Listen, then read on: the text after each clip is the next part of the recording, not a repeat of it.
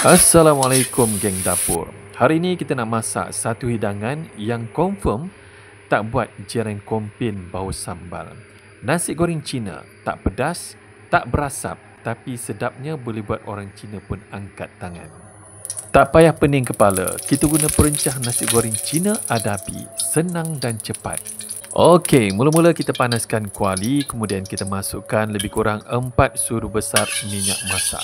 Bila minyak dah panas, kita goreng udang harimau. Tapi ini optional, kalau tak ada, tak payah. Kita gunakan telur sahaja. Nak udang yang digoreng juicy dan tak keras macam getah? Okey, ini dia tip-tip power untuk pastikan udang tu kekal manis, lembut dan berair. Okey, yang pertama, kalau boleh, biar kulit udang tu ada sedikit masa goreng. Kulit itu bantu perangkap kelembapan, jadi isi udang tak cepat kering. Udang ni manja sikit. Goreng cukup 1 hingga 2 minit saja setiap sesi.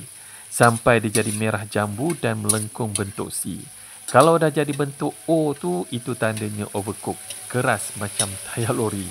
Okey, cukup dah 2 minit. Kita angkat dulu udang ni dan kita toastkan. Okey, dengan menggunakan minyak yang sama, kita masukkan telur. Abang menggunakan 2 biji telur saiz B.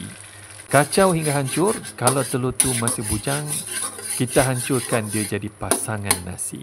Kemudian kita masukkan nasi sejuk semalam punya dan kita gaul macam tengah buat reunion keluarga.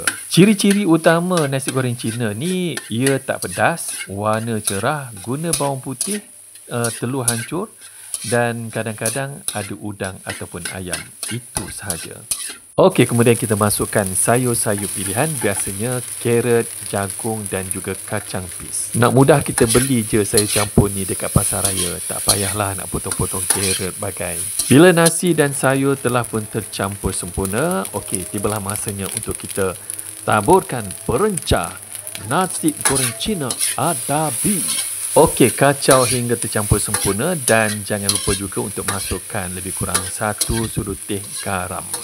Perencah nasi goreng Cina Adabi, mudah disediakan, enak dinikmati, sesuai untuk seisi keluarga.